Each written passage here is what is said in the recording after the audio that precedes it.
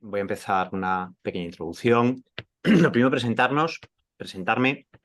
Mi nombre es Emilio Cano, soy investigador científico del CSIC, del CENIM, del Centro Nacional de Investigaciones Metalúrgicas, y junto con mi compañera Mónica Álvarez de Buergo, del IGEO, somos los coordinadores de la PTI País, de la plataforma temática interdisciplinar Patrimonio Abierto, Investigación y Sociedad. La tercera pata de esta coordinación es Lorenzo Ramos, al que ya conocéis por email y que ya os ha dado paso y os ha saludado, que es el gestor de la plataforma. Supongo que la mayoría o una gran parte importante nos conoceréis la PTI, pero dado que es la primera charla de esta serie de conferencias, voy a comentar un poquito qué es la PTI para aquellos que no la conozcáis. Luego daré la palabra a Mónica, que os comentará la idea que hay detrás de esta serie de webinars, y muy brevemente. Y pasaremos ya a lo que os trae aquí, a lo que nos interesa a todos, que es la charla que nos va a dar Lucía. Empezando por la PTI, por la plataforma temática interdisciplinar, comentaros que este es una estructura, es un tipo de instrumento que denominan en el CSIC, una estructura de investigación, de organización del CSIC, que se orienta a abordar retos multidisciplinares o interdisciplinares que tengan un alto impacto científico, económico y social. La idea es que agrupa distintos grupos de investigación del CSIC, de distintos institutos, de distintas áreas, y están abiertas a la participación de otros actores, como son empresas, administración o otro tipo de agentes sociales o económicos. Dentro de estas plataformas que se organizaron, en el 2008 se empezaron a crear. Nosotros propusimos la creación de esta nuestra, la de Patrimonio Abierto, Investigación y Sociedad, que es el acrónimo PAIS, de ahí de lo que viene el acrónimo de nuestra PTI, enfocada a la investigación e innovación interdisciplinar en el campo del patrimonio cultural y de manera específica a los retos de la conservación, entendimiento y difusión del patrimonio cultural tangible. La idea en esta plataforma es que reunirnos grupos de investigación de CSIC, tanto grupos que llevábamos tiempo colaborando como grupos nuevos que se han incorporado, instituciones de fuera del CSIC, instituciones de conservación del patrimonio y de gestión del patrimonio, centros educativos, entidades, en principio cualquier institución, cualquier entidad que esté alineada con estos objetivos que nos planteamos de investigar y transferir ese conocimiento que generamos, que desarrollamos, a los actores que lo van a utilizar, a los stakeholders, como llaman en inglés, a estos agentes interesados. Entonces, dentro de este esquema o dentro de esas actividades que hemos hecho, que os invito a que visitéis la página web PTI, de la PTI País. Ahí tenéis detalle de todas las actividades que se han ido haciendo y de las que se van a ir haciendo, y una de ellas son este ciclo de seminarios que ya le cedo la palabra a Mónica, os va a contar cuál es la idea detrás de ello y el plan que tenemos. Muchas gracias a todos por el interés. Hola, buenas tardes. Soy Mónica, como ya me ha presentado a Emilio, y estrenamos este ciclo, la verdad que con gran alegría, por la gran acogida, que habéis sido un centenar de personas las que habéis mostrado interés, no sé cuántas estamos ahora. Y también ha sido muy sorprendente y muy grato ver que venís de diferentes ámbitos, escuelas de arte, conservación y restauración, empresas incluso de encuadernación, conservación y restauración, bibliotecas y archivos, museos y fundaciones, muchísimas universidades, personal de universidades, incluso de universidades extranjeras, y también pues de institutos y centros del Consejo Superior de Investigaciones Científicas. Muchísimas gracias a todas y a todos por vuestro interés en esta iniciativa. PTI País estrena hoy este ciclo de seminarios online en Ciencia del Patrimonio con el nombre de Investigadoras e Investigadores en Ciencia del Patrimonio. Su periodicidad será mensual, intentaremos que sea la última semana de cada mes. Y quizá, dado que esta primera convocatoria nos ha dado bastante suerte y bastante acogida, pues quizá mantengamos los miércoles, los últimos de cada mes a las 4 de la tarde, pero bueno, os iremos confirmando. ¿Qué es lo que queremos? ¿Qué es lo que pretendemos con estos seminarios? Pues mostrar las investigaciones que se están produciendo hoy en día en nuestro país en ciencia del patrimonio y que pueden resultar y que de hecho son útiles y de interés y de aplicación para no solamente para la comunidad científica, sino para todos aquellos que formáis parte del ámbito de la gestión, de la conservación, de la restauración del patrimonio cultural y de la sociedad en general, ¿no? Que somos ciudadanos que disfrutamos del patrimonio, que tenemos un factor que nos identifica, un factor identitario y que genera también cohesión social. Y dentro de ese interés en divulgar lo que es ciencia del patrimonio, específicamente queremos difundir la investigación que se lleva a cabo en esta plataforma. Tened en cuenta que somos más de un centenar de personas, muchos grupos de investigación y bueno, pues estamos ahí investigando duramente y lo que queremos es visibilizar esta investigación que llegue a todos los actores y actrices de esta película y vamos a intentar que se traten pues diferentes tipos de patrimonio, diferentes tipos de materiales, de técnicas y de técnicas para análisis, para estudio, para conservación y para restauración. Así que no le quiero quitar más tiempo a Lucía, que es por quien estáis aquí. Disculpad si os hemos metido un poco esta cuña introductoria que nos parecía fundamental y que disfrutéis muchísimo y gracias otra vez. Pues muchas gracias, Mónica. Muchas gracias, Emilio. Plataforma presentada, ciclo de investigadores presentados. Mientras sigo admitiendo gente que sigue llegando, simplemente os recuerdo que mantengáis los micros apagados mientras no sea necesario. Las cámaras, por favor, para evitar la sobrecarga de conexión. Y pediros disculpas por haberos requerido iniciar sesión en Zoom, no era un requisito que haya puesto voluntariamente. Y sin más, una vez dicho esto, os presentamos le agradezco a Lucía, que ella es investigadora postdoctoral, investigadora Ramón y Cajal, en el Instituto de Ciencias del Patrimonio. Lucía Pereira Pardo, antes de llegar al Instituto de Ciencias del Patrimonio, ha realizado una plaza de investigador postdoctoral en el Museo Británico y ha estado casi 4 años trabajando en los archivos nacionales del Reino Unido como científica de la conservación del patrimonio. Y le agradecemos que haya sido la primera en inaugurar este ciclo de investigadores en ciencia del patrimonio. Y nada más. Bueno, solo avisaros de que tenéis la aplicación de preguntas y respuestas para los 15 minutos finales, que poder dirigir vuestras preguntas a Lucía. Muchas gracias a todos por participar. Y adelante, Lucía.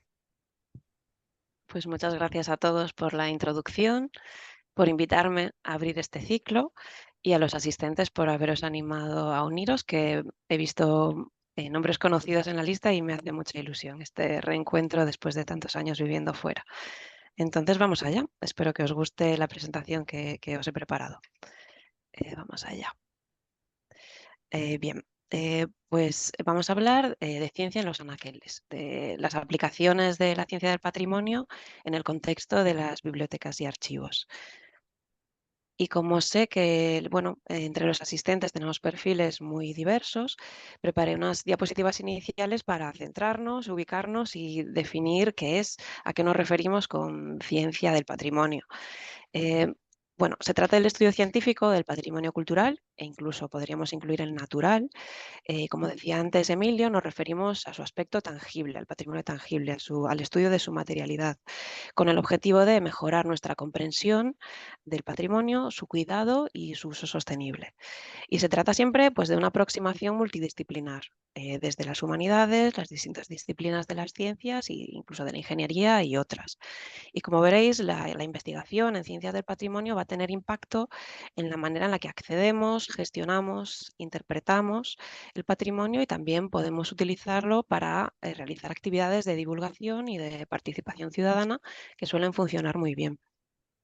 Entonces, una de las ramas, quizás la más conocida dentro de la ciencia del patrimonio, sería la ciencia de la conservación, que utiliza, bueno, pues el análisis material, los ensayos de envejecimiento acelerado de materiales, pruebas de nuevos métodos de conservación, nuevos productos de conservación y los estudios ambientales para resolver cuestiones acerca del estado de conservación de los objetos, las causas y mecanismos de su alteración, e investigación tanto en conservación preventiva como en nuevos tratamientos de conservación. Otras dos ramas bastante importantes que podríamos incluir dentro de la ciencia del patrimonio sería la ciencia arqueológica o arqueometría y la historia del arte técnica. Ambos utilizan el análisis material en combinación con herramientas propias de estas dos disciplinas. Por un lado, el registro arqueológico y por otro, las fuentes escritas. Y para que estas disciplinas tratan de resolver cuestiones de investigación en torno a la datación de materiales, a investigar su contexto de producción, las técnicas de manufactura, la autoría, su origen geográfico, también preguntas alrededor del comercio de materiales, del uso de los objetos. Y una parte importante es el desarrollo metodológico, porque como veremos, la ciencia del patrimonio, los materiales del patrimonio, tienen una idiosincrasia muy particular que van a requerir una aproximación analítica especial, en general, pues de forma no invasiva. Esto lo veremos después. Entonces, bueno, el desarrollo de nuevas técnicas adaptables a estos requisitos también es una rama importante de la ciencia del patrimonio. ¿Y dónde se realiza? ¿Dónde tiene lugar la ciencia del patrimonio? Pues en muchos lugares y cada vez más.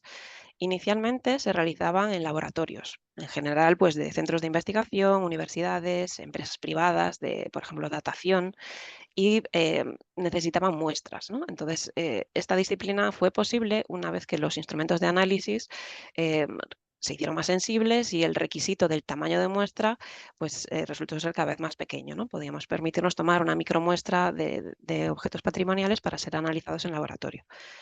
Digamos, la siguiente evolución sería cuando los equipos se hacen portátiles y podemos, en lugar de llevar la muestra al laboratorio, llevarnos las técnicas de análisis, pues, al yacimiento arqueológico, al monumento o al museo. Y en este caso analizamos objetos, normalmente un objeto icónico o unos pocos objetos icónicos. Y más recientemente, el desarrollo tecnológico que nos permitió ir un paso más allá sería, pues, la capacidad creciente de automatización tanto de la adquisición como del procesado de datos, que nos permitió hacer un análisis masivo, ya no de uno o unos pocos objetos, sino de series o colecciones enteras. Y esto es de gran utilidad para las bibliotecas y los archivos, que cuentan con colecciones amplísimas que se pueden beneficiar de este potencial de automatización de los análisis. También la tendencia a la digitalización. Las grandes campañas de digitalización son una oportunidad para, por ejemplo, introducir técnicas de imagen espectral que, al mismo tiempo que digitalizamos la colección, podemos ir extrayendo también información acerca de sus materiales. Y algo curioso, ¿no? Que con la tendencia hacia la virtualización de la experiencia en bibliotecas y archivos, parece que se está dando una reacción a que valoremos más lo físico, lo presencial, ¿no? La experiencia sensorial y material de las colecciones, y empezar a ver estas colecciones no solo como soportes de información, sino como objetos, artefactos que contienen información útil en los propios materiales. Y esto se retroalimenta. Digamos que estos avances, pues, van afectando la manera en la que hacemos ciencia de patrimonio, pues, en otros lugares. En los museos ahora también aplicamos la automatización para poder estudiar cientos de pinturas y compararlas. Y en las universidades, centros de investigación y empresas privadas, pues también han adoptado las técnicas portátiles de análisis para el trabajo in situ, en los museos, por ejemplo. Concretamente, ¿Qué hacemos los científicos que trabajamos en archivos o bibliotecas? Pues os voy a poner el ejemplo que yo conozco mejor, que es el de los archivos nacionales del Reino Unido, donde trabajaba antes de volver a España. Y nuestro equipo científico en los archivos nacionales, bueno, constaba de una responsable de investigación en conservación que se dedicaba al diseño de la estrategia de investigación, a definir qué temas eran prioritarios, a dónde dirigir nuestros esfuerzos, a gestionar personal, a obtener financiación, a hacer un poco de networking, representarnos ante otras organizaciones. em, y esta persona gestionaba un equipo de otros 3 científicos con distintas especialidades. Entre ellos, pues había un compañero que se dedicaba a la investigación en conservación preventiva, con un perfil de ingeniería civil. Entonces, este compañero se dedicaba a la monitorización, el modelado y el control medioambiental, por ejemplo, utilizando tecnologías como el Building Information Management. Estaba desarrollando un proyecto para crear un modelo digital del edificio de los archivos y poder tener un control muy preciso de los microclimas, de los ambientes en los repositorios. Y estudiaba también el impacto sobre los materiales del medio ambiente.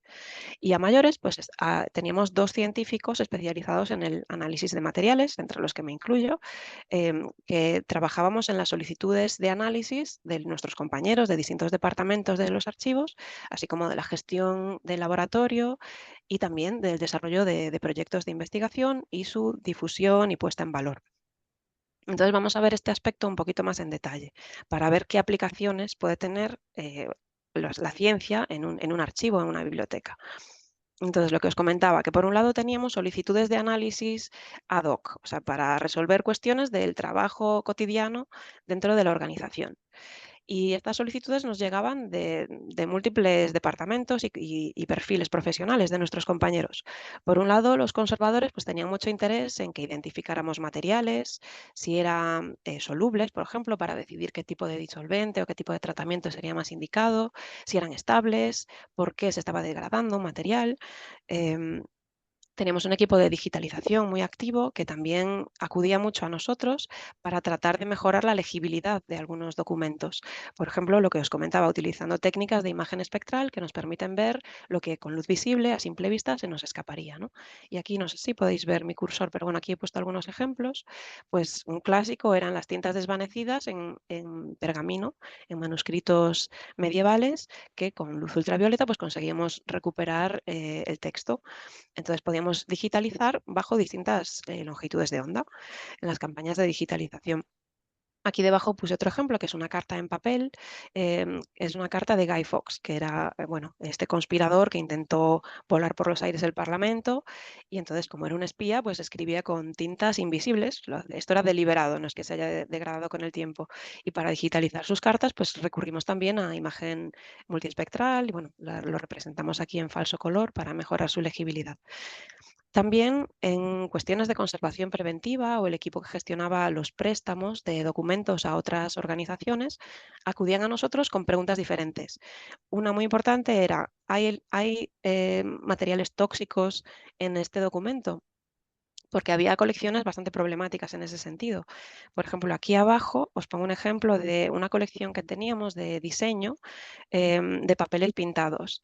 Y en ciertas épocas teníamos sospechas de que se podían haber utilizado pigmentos de arsénico, por ejemplo.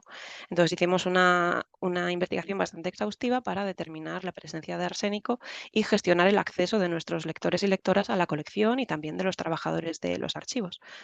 La cuestión de la sensibilidad a la luz de los materiales era algo por lo que bueno, nos solicitaban muchos análisis. Teníamos un equipo para hacer test de microdecoloración a nivel submicrométrico. Y entonces los documentos más solicitados para ser expuestos, pues normalmente probábamos de forma empírica la sensibilidad a la luz de las tintas, por ejemplo, o de los colorantes. Y aquí os pongo un ejemplo de un telegrama del Titanic que utilizaron cristal violeta, una tinta del siglo XIX conocida por ser muy inestable a la luz.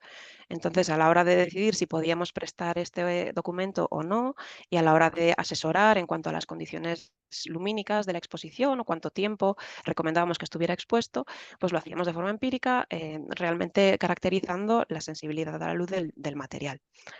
También los historiadores, nuestros compañeros, los especialistas de los archivos, acudían a nosotros para preguntarnos si podíamos datar un documento, si podíamos determinar su origen, su autoría, si era auténtico o falsificado, cuestiones también de legibilidad, siempre volvían, era un tema muy importante para nuestros compañeros. Y llegó un momento en el que empezamos también a atender solicitudes externas de apoyo analítico, pues de archivos y bibliotecas más pequeños que a lo mejor no contaban con este tipo de tecnologías o de un especialista dedicado al estudio de los materiales, y empezamos a llevarnos nuestros equipos a otras bibliotecas y otros archivos para atender a sus necesidades y a establecer proyectos de colaboración en común. Además de este trabajo cotidiano, pequeñas solicitudes de 1, 2, 3 objetos, muchas veces acababan derivando realmente en grandes proyectos de investigación. Porque algo curioso de los museos, archivos y bibliotecas en Reino Unido, que me pareció muy interesante, es que tienen estatus de centros de investigación, lo que os pongo aquí de IROS, Independent Research Organizations. O sea, que podíamos competir en igualdad de condiciones con centros de investigación o con universidades a la hora de acceder a proyectos, fondos, a tener estudiantes de doctorado, por ejemplo. Entonces, se ocurría mucha investigación en el contexto de los archivos y bibliotecas. Vamos allá, entonces, ya después de haberos introducido un poquito el campo, pues me gustaría centrarme en 3 proyectos de investigación concretos en los que tuve la oportunidad de participar en bibliotecas y archivos británicos. Entonces, habrá uno sobre manuscritos iluminados, otro sobre colecciones cartográficas y el último sobre este tema de la recuperación digital de la legibilidad de documento histórico. Entonces, el primer proyecto del que querría hablar hoy es el proyecto Miniare, que son las siglas muy ingeniosas, que en Reino Unido siempre los anglófonos siempre consiguen crear acrónimos buenísimos para sus proyectos. Se refiere al análisis sistemático de los materiales de manuscritos iluminados, de forma siempre no invasiva. O sea, la premisa del proyecto es que siempre íbamos a utilizar técnicas que no requieren la toma de muestra. Funcionamos de forma no invasiva. La otra premisa del proyecto es que no vamos a estudiar 1 o 2 códices, sino que vamos a trabajar a gran escala. Considerábamos que los resultados son significativos cuando empezamos a ver grandes grupos, estudiar grandes grupos de manuscritos para empezar a detectar tendencias en el uso de los pigmentos, en las técnicas, y cambios también, rupturas en esas tendencias. También tratamos de abarcar un área geográfica amplia, toda Europa occidental y algunos ejemplos de otros lugares. 10 siglos, estudiamos manuscritos desde el siglo VI hasta el XVI y de múltiples colecciones, tanto del contexto de la Universidad de Cambridge, sus colleges, el museo de la universidad, como también la British Library en Londres. Otra cosa que me pareció interesante de este proyecto es que las preguntas de investigación se diseñaban siempre colaborativamente, o sea, en un equipo que era realmente multidisciplinar. ¿Y qué tipo de preguntas nos planteábamos? Pues entre los medievalistas, los conservadores y los científicos tratábamos de averiguar cuestiones de lo que os comentaba, ¿no? Las grandes tendencias en el uso de materiales y técnicas artísticas, las atribuciones de autoría, de taller, escuela, escritorio, la datación de manuscritos, si había influencias entre gremios, entre disciplinas artísticas, cuestiones ya de conservación, cuál es el estado de conservación, cuáles son las alteraciones y sus causas de algunos manuscritos, si los materiales que tenemos son originales, si hay restauraciones, si estamos ante una obra auténtica o falsificada, cuántas manos, cuántos iluminadores participaron en la decoración de un manuscrito y cómo se organizaba el trabajo dentro del escritorio, quién hacía qué tareas. ¿Y qué técnicas utilizamos para tratar de responder estas cuestiones? Pues era muy útil, por ejemplo, la imagen multiespectral, que trabajábamos en este rango, desde el ultravioleta al infrarrojo cercano, y nos permitía determinar, por ejemplo, la presencia de dibujo preliminar, nos permitía ver a través de la capa pictórica, ver más allá, por ejemplo, en el infrarrojo, la imagen de infrarrojo. También ver pentimenti, arrepentimientos, cambios en la composición original, y en el ultravioleta podíamos ver ya fenómenos en superficie de heterogeneidad, de áreas retocadas. Y os pongo aquí un par de ejemplos. En este manuscrito a la izquierda, la imagen infrarroja nos ayudó a entender cómo había sido modelado, cómo había sido diseñado los paños de la figura, ¿no? Que al final es algo que era muy característico de ciertos artistas, ¿no? La manera en la que trataban los paños, pues al final nos ayudaba a determinar autoría. En el ejemplo aquí de la derecha, lo que os señalo es cómo aparecían las áreas retocadas en este manuscrito, ¿no? Que veis que hay una diferencia de color y efectivamente cuando observábamos bajo el microscopio podíamos detectar los retoques y una vez que lo analizábamos pudimos datar estas intervenciones de restauración pasadas. La microscopía, que siendo una técnica tan tradicional, es increíblemente informativa y nos permitía de nuevo pues, investigar el modelado de paños, la forma de pintar las carnaciones, los tonos de la piel, alteraciones, como en este caso, ¿no? de la lámina de plata que se había desprendido en un escudo. También empezar a caracterizar algunos materiales, por ejemplo, los colorantes orgánicos, pues podemos ya sospechar que se trataba de un material orgánico al no haber partículas de pigmento, por ejemplo, mineral.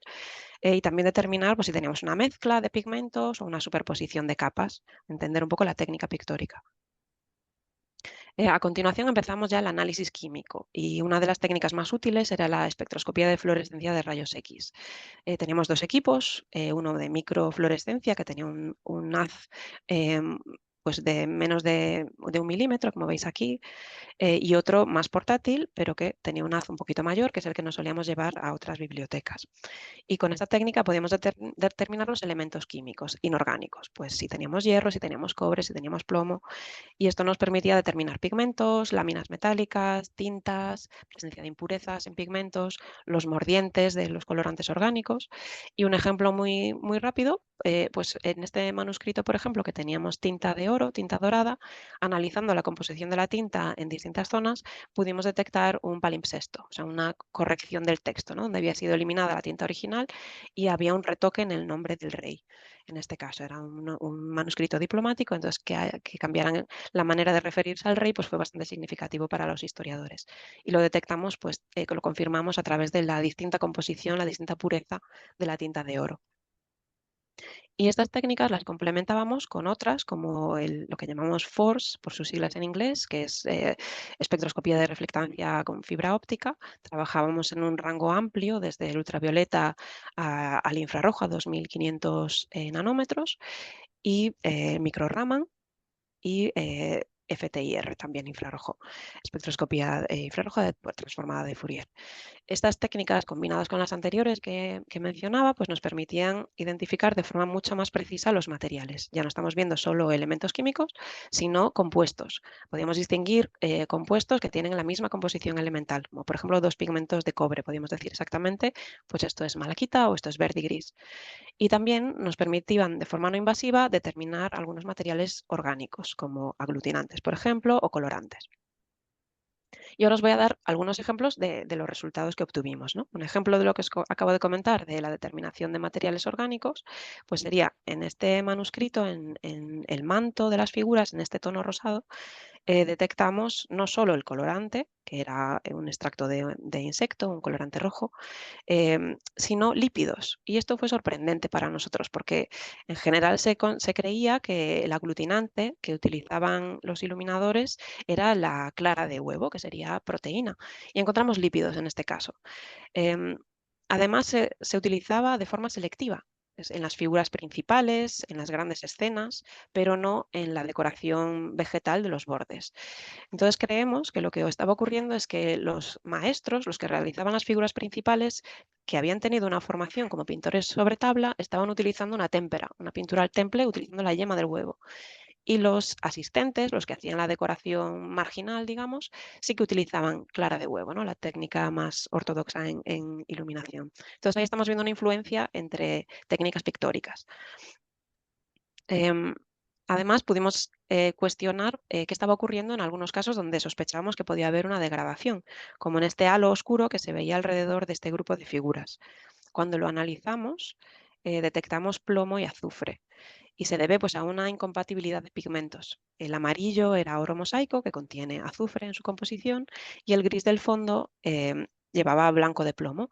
En las áreas donde ambas capas se superponen, pues se producía esta reacción, se formaba galena, que tiene un color oscuro, y por eso aparece oscurecido a su alrededor. O sea, podemos entender que originalmente no tenía este aspecto, sino que es debido a una degradación posterior.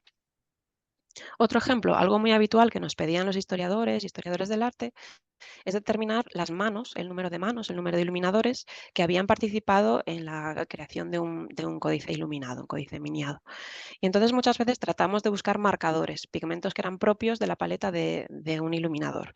En este caso, por ejemplo, ya bajo microscopio veíamos que el aspecto de los pigmentos era distinto y efectivamente cuando los analizamos detectamos que una de las manos, uno de los iluminadores, prefería utilizar lapislázuli en sus azules y otro utilizaba azurita. Con esto como marcador pudimos asignar las iluminaciones a uno u otro a lo largo de todo el códice. También fue interesante porque nos rompió un poco los esquemas de lo que se sabía del uso de pigmentos. Por ejemplo, en este códice, que fue hecho en Venecia, detectamos azul esmalte, pero el códice es muy temprano, está datado en el siglo XV, en 1420.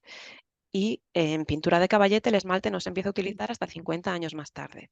Entonces creemos que como este códice fue hecho en el contexto de Murano, de Venecia, donde había una industria del vidrio muy importante, del cristal de Murano, pues sospechamos que era un recurso, era un material que estaba disponible fácilmente, posiblemente sería barato y lo incorporaron en los escritorios. Además del análisis puntual con XRF, en este caso tuvimos la oportunidad de hacer un mapeado, un escaneado de la distribución elemental en la página. Entonces vimos también que había un uso diferente. En las escenas centrales, las figuras más importantes, se utilizaba azul ultramar puro y en los márgenes, en el texto, en la inicial, se utilizaba una mezcla con este azul esmalte. O sea que también vemos maneras, decisiones, ¿no?, de los iluminadores en la manera de utilizar los materiales. Al final del proyecto, tras muchos códices iluminados caracterizados desde el punto de vista material, empezamos a ver tendencias y cambios en el uso de pigmentos. Y esto yo creo que es lo más interesante del proyecto, ¿no? Empezar a ver grandes grupos y de repente disrupciones en la provisión de un pigmento que se sustituye con otro, como en el caso del lapislázuli, cuando hay una disrupción de la ruta comercial desde Afganistán y se empieza a utilizar la azurita que se puede encontrar en minas en Europa. Esto me pareció muy interesante, ¿no? Poder ver ya, tener como una perspectiva mucho más amplia y comparar también distintas zonas geográficas. Además de la investigación, en el proyecto se cuidó mucho la divulgación. Era el bicentenario del Museo Fitzwilliam y organizamos una exposición precisamente acerca de la colección de manuscritos de la universidad.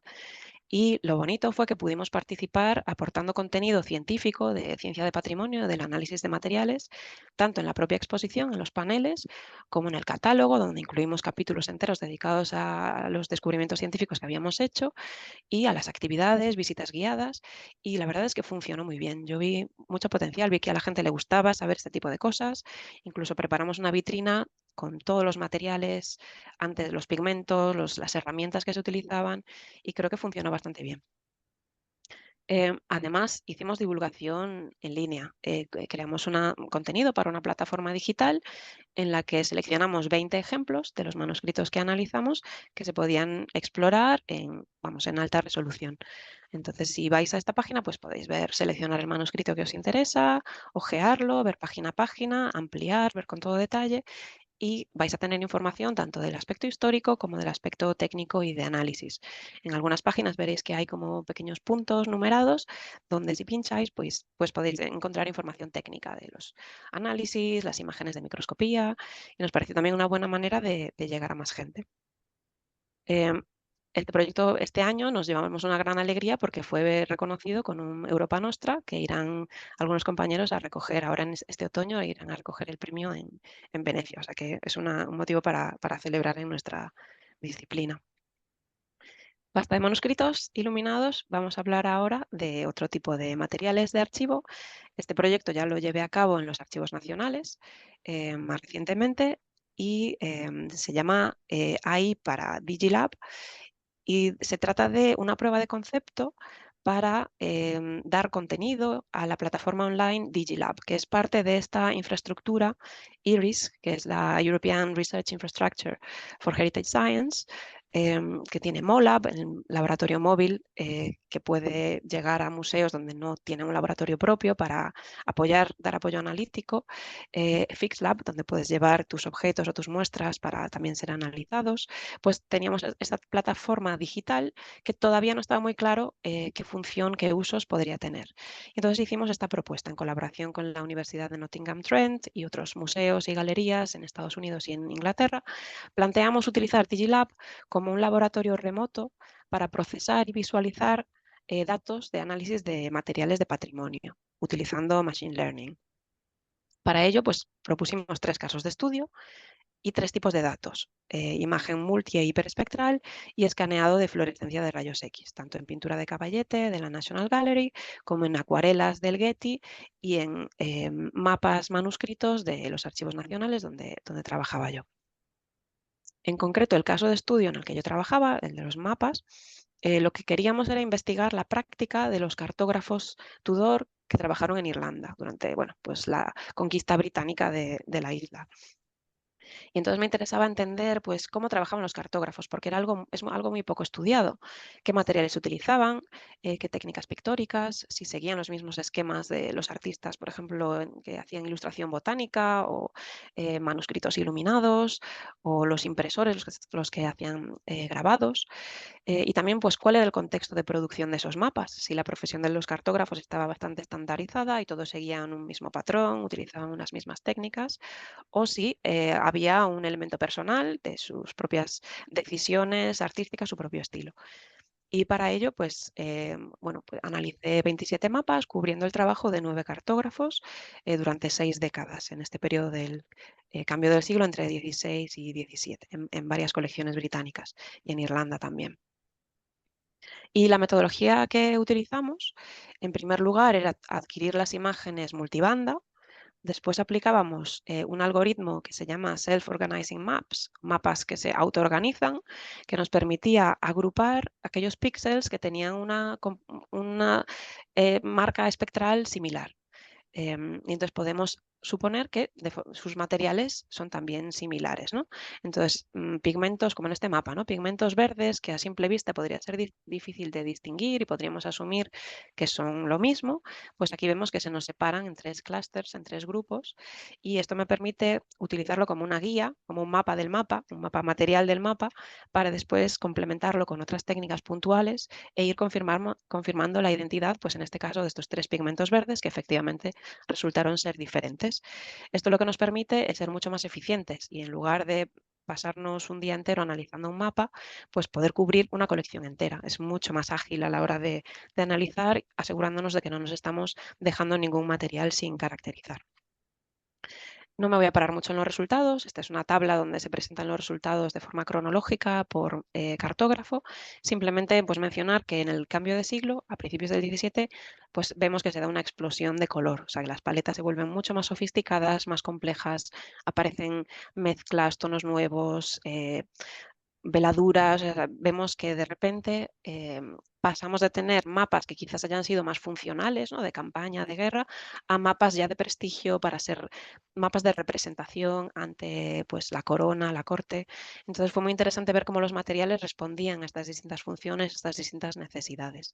También vimos un paralelismo entre las técnicas y materiales que utilizaban los cartógrafos con la de otros artistas que trabajaban en otros formatos de pintura en Europa en esta misma época. O sea, que fue una primera incursión en el trabajo de los cartógrafos, la verdad, bastante bonita. También detectamos pigmentos inusuales, pigmentos importados, bastante costosos. Fue interesante.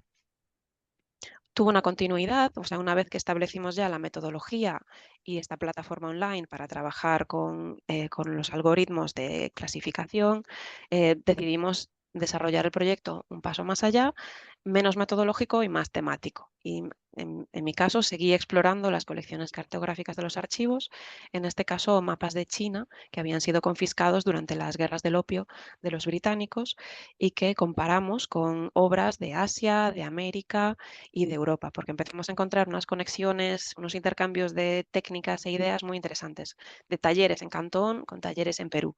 Y entonces, bueno, quisimos plantear este proyecto para investigar esas rutas de intercambio, esas rutas al fin y al cabo de globalización a través de la ilustración botánica, zoológica y cartográfica.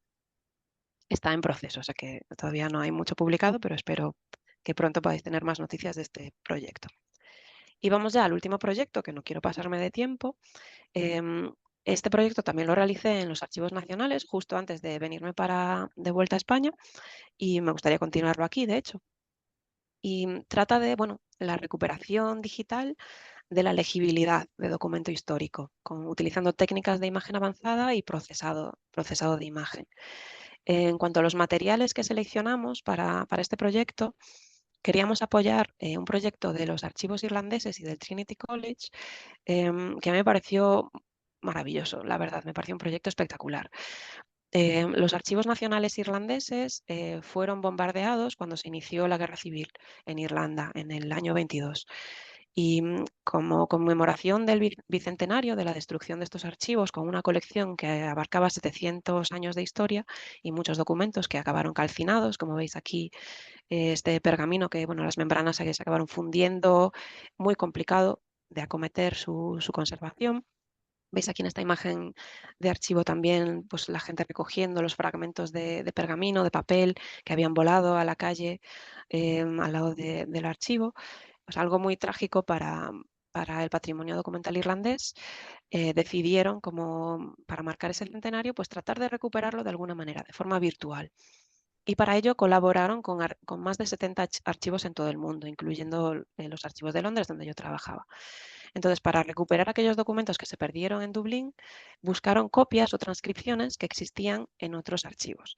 El problema es que muchas veces esas copias, como veis aquí abajo a la derecha, pues estaban también bastante deterioradas, como este manuscrito medieval, donde la tinta está completamente desvanecida.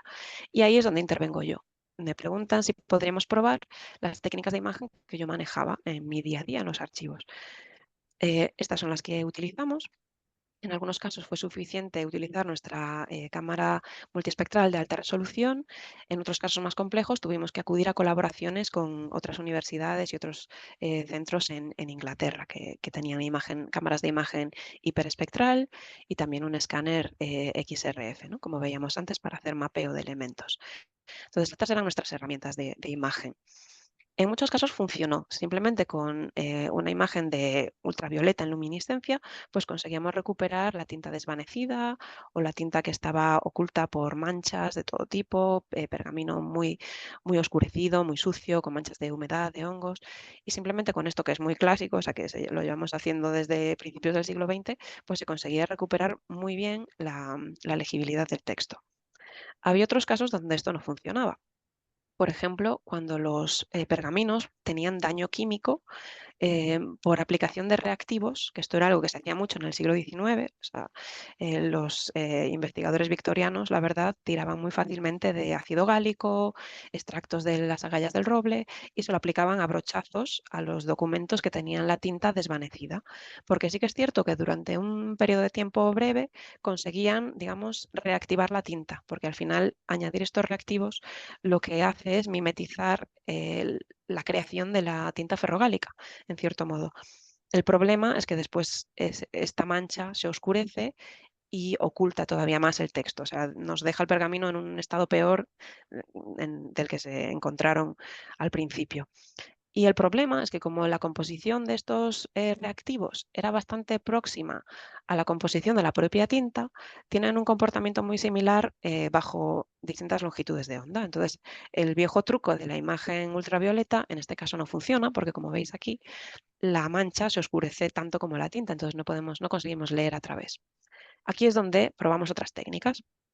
Y, por ejemplo, con imagen hiperespectral, haciendo un postprocesado posterior, aplicando análisis de componentes principales y no a todo el cubo de datos, sino a una región muy concreta, en la transición entre el visible y el infrarrojo cercano, ahí sí que conseguíamos mejorar un poquito la legibilidad, porque la tinta todavía era visible y la mancha, bueno, se aclaraba un poquito, entonces podíamos llegar a leer parte del texto. Pero la técnica que nos dio realmente muy buen resultado fue el escaneado de fluorescencia de rayos X, porque el hierro, por ejemplo, conseguíamos recuperar el texto, aquí lo veis, la verdad es que de forma muy nítida, muy clara. El problema es que cuando había texto en ambas caras del pergamino, había una superposición. La señal del hierro nos llegaba desde el anverso y el reverso del pergamino. Entonces aquí también tuvimos que trabajar bastante el postprocesado, haciendo sumas y restas de imágenes de los mapas, de distintos elementos, hasta conseguir separar las dos capas de texto. Entonces, bueno, fue un primer ensayo muy interesante y la verdad es que los medievalistas se pusieron muy contentos porque hay una cantidad de patrimonio documental afectado por este problema que imagino que los profesionales de archivos y bibliotecas lo habréis visto, ¿no? Pues que sepáis que ya empezamos a encontrar maneras de leer los textos que han sufrido este problema y espero que puedan llegar también a los archivos españoles muy pronto. Ese es mi objetivo. El resultado final de este proyecto con Irlanda, con el Trinity College, fue la recreación virtual tanto del edificio, que si vais a la página web lo podéis recorrer a vista de pájaro por dentro, recorrer las salas de lectura, los repositorios, y también hay otra opción en la que el edificio se abre, pues casi como un joyero, y puedes ver todos los pasillos y seleccionar, pues quiero leer algún documento de este pasillo, de este grupo concreto, y efectivamente pues hay una imagen de alta resolución digitalizada de la copia del documento que originalmente estaba en ese pasillo que puedes consultar, y no solo eso, sino que está transcrito, se puede buscar, es un texto que se puede buscar, puedes hacer mapas de conocimiento, se puede buscar por términos, por nombres o lugares, y te aparece un mapa de todos los documentos donde se menciona ese personaje o ese lugar. Es un archivo del siglo XXI. Y bueno, cuando se enteraron los compañeros del proyecto de que me iba de Inglaterra y me venía a España, pues me hicieron una cosa muy bonita, me hicieron una pequeña sección en su página donde se pueden ver pues las imágenes espectrales que yo adquirí. Y además hicieron este mecanismo muy chulo como de cortina en la que se puede ir moviendo de lo visible a lo invisible y la verdad es que me hizo mucha ilusión, fueron un encanto. Y bueno, aquí algunas cifras de la cantidad de información que consiguieron recuperar en un proyecto que me pareció, como os digo, espectacular y que merece la pena conocer y visitar su página. Y nada más, como ya va siendo hora y no me quiero liar mucho más, os cuento un poco dónde estoy ahora y lo que me gustaría hacer. Desde enero, después de un largo periplo británico, estuve allí casi 8 años en distintos museos, bibliotecas y archivos, pasándomelo muy bien, pero también con mucha morriña. Pues bueno, pues tuve la buena noticia de que conseguí una oportunidad, un contrato Ramón y Cajal que me permitió volver a mi tierra, porque además yo soy de aquí, de Galicia, y estoy ahora mismo en el Instituto de Ciencias de Patrimonio del CSIC, em, porque nos hemos mudado a una nueva sede que nos permite expandirnos, crecer y crear un laboratorio de análisis de materiales. Por ahora tenemos poquitas técnicas. Tenemos microscopios, un microscopio 3D estupendo, microscopios digitales, USB, portátiles, y tenemos un XRF de pistola portátil. Y nuestra intención es poquito a poco ir equipando este laboratorio. La prioridad va a ser pues las técnicas de imagen que os mencionaba antes, tanto multibanda como hiperespectral y un escáner de fluorescencia de rayos X. Y poquito a poco, pues quizás un FTIR, un Raman, poco a poco. Como os digo, estamos empezando, estamos en ello. También queremos crecer a nivel equipo humano y tengo ya la oportunidad de contratar a una persona, voy a poder contratar a un técnico durante 2 años para colaborar en el procesado de imágenes espectrales. Vamos a tener un estudiante Erasmus Plus a partir de febrero y nos gustaría también en algún momento pues, tener estudiantes predoctorales y una beca JAEIQ que nos permitirá formar durante unos meses a estudiantes de último año de grado o de máster que tengan interés y curiosidad por las ciencias del patrimonio. En cuanto a los proyectos que me gustaría desarrollar, pues en realidad lo que quiero es continuar con lo que os presenté, continuar con proyectos de este tipo, porque me parece que tiene mucho potencial, tanto en bibliotecas como archivos y asimismo museos y yacimientos arqueológicos. A mí me gusta, me apunto un bombardeo, o sea que no tengáis problema en proponerme colaboraciones.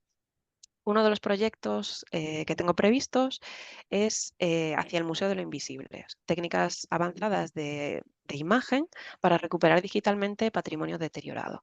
Y en este caso, pues seguiré trabajando en patrimonio de archivo, patrimonio manuscrito, pero me gustaría también incluir pinturas, acuarelas, arte rupestre, porque hay tanto patrimonio que tiene problemas de visibilidad o de legibilidad, que me parece un reto encontrar la técnica y la metodología más adecuada a cada caso y tratar de recopilar todas estas imágenes digitalmente restauradas en un museo virtual.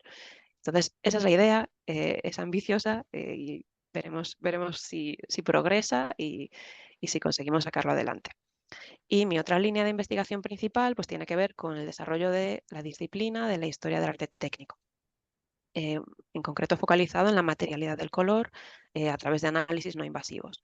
Y de nuevo aquí pues me interesan mucho los manuscritos iluminados, pero también las colecciones cartográficas, la ilustración científica y la pintura de caballete. Entonces, bueno, presentado un poco las posibilidades de la ciencia de patrimonio en este tipo de colecciones y mis ideas de futuros proyectos, pues estaré encantada de responder vuestras preguntas. Si tenéis ideas, propuestas, sugerencias, intereses en común y posibles colaboraciones. Y ahí os dejo mi email para que me contactéis si sois tímidos y no os apetece ahora o no se os ocurre el comentario ahora mismo. Muchas gracias. Bueno, pues muchísimas gracias, Lucía, por la magnífica presentación que nos has hecho. Muchas gracias por lo clara y lo bien desarrollada que está y enhorabuena por los proyectos tan interesantes que habéis estado desarrollando, que has desarrollado en el Reino Unido y enhorabuena a la comunidad que trabajamos en ciencia de patrimonio en España porque hayas vuelto tú a aportar aquí también toda esa experiencia y ese conocimiento de tantas cosas para el desarrollo de este campo interdisciplinar en nuestro país. Bueno, ya lo ha dicho Lorenzo, sabéis que en el Zoom tenéis abajo un cartelito de preguntas y respuestas, no es el de chat, está al lado de preguntas y respuestas en el que podéis ir poniendo las preguntas, ¿vale? Y yo creo que son Lorenzo y no, y tú misma Lucía, las que tenéis acceso a las Sí, mismas. estoy viendo alguna pregunta ya, si queréis. Pues si Empezamos. quieres, efectivamente, tú misma vete Vale. cogiéndolas, ¿no? Si... Pues empezamos. A ver, Mónica pregunta, Lucía, ¿has trabajado con alguna técnica que requiera de una toma de muestra, aunque sea mínima? Sí, o sea, a mí me gustan mucho las técnicas no invasivas y tiendo siempre a favorecer, a priorizar el uso de esas técnicas, pero hay ocasiones en las que no llegan. O sea, ahora mismo no están lo suficientemente avanzadas algunas como para responder a todas las preguntas. Entonces, sí que en los archivos desarrollamos también un protocolo de toma de muestra ética, ¿no? Valoramos cuándo es adecuado y cuándo no es adecuado la toma de muestra. Y sí que, por ejemplo, en un proyecto que hoy no os conté, pero que también desarrollamos en los archivos, tomamos muestra de fibras textiles, por ejemplo. Era algo que estaba muy poco explorado, que eran las colecciones textiles en archivos, y es un tema que también me interesa mucho, porque como habéis visto, el color a mí me gusta, me interesa, la materialidad del color. Y entonces encontramos en los lugares más insospechados textiles muy interesantes, en un estado de conservación magnífico y que nos ofrecían, además algunos muy bien datados y muy bien documentados y que eran una oportunidad para investigadores interesados en los materiales, en el desarrollo tecnológico de la industria textil, por ejemplo. Pues de los textiles sí que tomamos muestras mínimas para poder analizar los colorantes por HPLC, por cromatografía líquida. Em, la verdad es que utilizábamos ultra low, o sea, era la técnica ya más avanzada que requiere, vamos, 2 milímetros, 3 milímetros de una fibra textil era suficiente.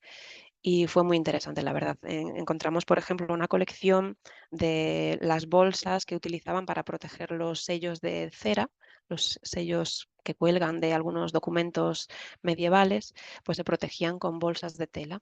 Y había una colección maravillosa, muy interesante, algunas que venían de Asia Central, y identificando los colorantes pudimos determinar el origen y la manufactura, por ejemplo, de estos textiles y determinar que eran textiles reutilizados de vestimentas, por ejemplo, religiosas. Fue muy interesante. Otra colección de textiles era también los registros de diseñadores. Había un registro de miles de volúmenes donde había fragmentos de tejidos que, digamos, que protegían los diseñadores en el siglo XIX, protegían sus derechos. Y entonces eso estaba perfectamente datado y uno de los proyectos era determinar la evolución del uso de colorantes naturales a la introducción de los colorantes sintéticos, o sea, en el año en el que se inventó, que se descubrió la moveína, ¿no? El primer colorante sintético. Entonces, bueno, quiero aprovechar también para reivindicar ese tipo de colecciones muy desconocidas y que ofrecen unas posibilidades muy interesantes de investigación material. Pero en breve la respuesta es sí, que alguna técnica con toma de muestra he utilizado. Siguiente pregunta. ¿Los objetos se trasladan al laboratorio para su análisis o se llevan los equipos a los museos? Pues las dos cosas. Siempre que podíamos, a la hora de equipar nuestro laboratorio, optábamos por equipos portátiles para facilitar las cosas y poder llevarnos el laboratorio al museo, a donde fuera necesario, al yacimiento, al campo, a la pintura mural en la iglesia. em, pero en algunos casos también tuvimos que desarrollar protocolos de préstamo en nuestro equipo de préstamos que se dedicaban a gestionar la entrada y salida de objetos de la colección, pues nos hicieron un protocolo especial para abordar este tipo de cuestiones analíticas, ¿no? Para poder tener seguro, tener las condiciones ambientales perfectas, poder acoger en nuestro espacio, nuestro archivo durante unos días, las colecciones de otros museos o de otros archivos y poder analizarlos allí. Entonces, ambas cosas, la verdad. Voy a ver si hay alguna pregunta más. Me ha interesado mucho el proyecto que habéis planteado sobre Digilab, que es una plataforma que está aún en desarrollo dentro de Iris. En base a tu experiencia, ¿cómo ves el desarrollo en el futuro inmediato de esta plataforma? ¿Qué dificultades habéis encontrado en este proyecto piloto y cómo las habéis abordado? Esto daría para otra charla, la verdad. Yo creo que la idea que tuvieron en Nottingham Trent, que fue Haida Liang la que propuso este proyecto, ¿no? De utilizar Digilab como un laboratorio de datos remoto, creo que puede tener mucho potencial, sobre todo pues para hacer cosas ya un poquito más sofisticadas, más allá de lo que te permite el software comercial. Entonces, por ejemplo, algo que me interesó mucho es que no necesitabas tener una cámara muy sofisticada para poder aplicarle el algoritmo. Una de las cosas que nos interesaba era ver si conseguíamos aplicarle este algoritmo a las imágenes normales, ¿no? De RGB, imágenes visibles. Y sí que ayudaba, sí que conseguíamos, eran solo 3 bandas, pero conseguíamos que el algoritmo consiguiera definir algunos clústeres que a simple vista pues no estaban claros. Entonces esto sería un potencial muy interesante, que personas que a lo mejor no tienen un laboratorio, pero sí que tienen un montón de imágenes visibles de alta resolución, pudieran analizarlas de esta manera. En cuanto a las dificultades, pues que se manejan volúmenes de datos inmensos, que claro, tienen que llegarnos los cubos de datos al laboratorio remoto, procesarlos y luego, digamos que tu procesado, tu respuesta tiene que ser comprensible, clara y útil para los usuarios que reclaman este servicio. Entonces, todo el diseño de la interfaz para que los usuarios pudieran subir sus datos, explicarnos qué necesitaban, las características técnicas de su cámara, eso fue mucho trabajo, la verdad. Reunir toda esa información, digamos, estandarizarla y encontrar también una plataforma para visualizar los resultados, que fuera asequible, que fuera fácil de utilizar. Y ahí tuvimos hasta un estudiante de doctorado que su proyecto era precisamente diseñar esta interfaz, la plataforma de visualización de los datos. Entonces yo creo que, bueno, que hubo progreso y que quizás esta sea una de las posibles aplicaciones de Digilab. Espero que sea de utilidad y de interés. Supongo que también la dificultad es, bueno, la selección y la disponibilidad de recursos y de personas para poder atender a la demanda, ¿no? Cómo vamos a decidir, a priorizar el acceso a este recurso. Entonces, bueno, necesitaríamos más gente, más apoyo. Esto fue un piloto y yo creo que nos sirvió precisamente eso para entender el reto, las dificultades y el potencial al mismo tiempo. A ver, voy a ver si hay algo más. Una pregunta sobre las fuentes de luz ultravioleta que habéis utilizado para la legibilidad de los documentos antiguos. Ay, un momento que se me movió la pregunta. Es un poco técnica, pero ya estamos en contacto y eso, vale, pues hablamos, Eva, cuando quieras, lo comentamos con calma. En general utilizamos fuentes de luz, creo que el máximo de emisión eran 365 nanómetros, eran lámparas ultravioleta convencionales en este caso, pero bueno, sería interesante probar distintas longitudes de onda también y ver cuáles son más interesantes, más útiles según la problemática.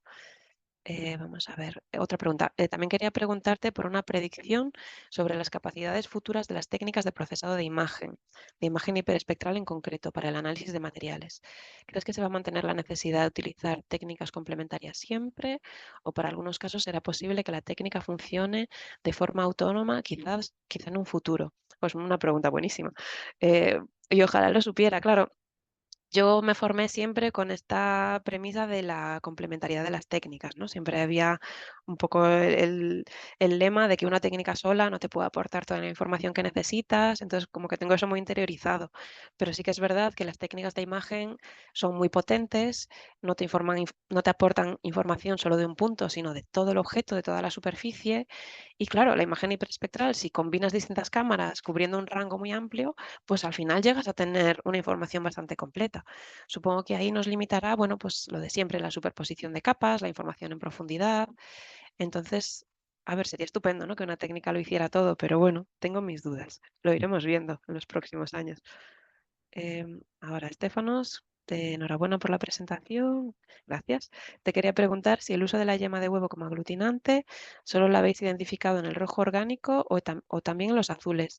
Eh, si no recuerdo mal, era en todos los colores de esas zonas, ¿no? De las escenas principales de los manuscritos. No era específicamente del rosa, de ese rojo orgánico.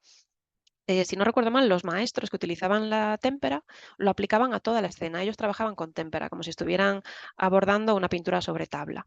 Y sin embargo, los ayudantes trabajaban pues, al modo convencional de la escriptoria, donde trabajaban con clara de huevo. Entonces, si no recuerdo mal, no era una cuestión selectiva de pigmento, sino de maneras de trabajar de las distintas manos de los distintos participantes en la iluminación del manuscrito.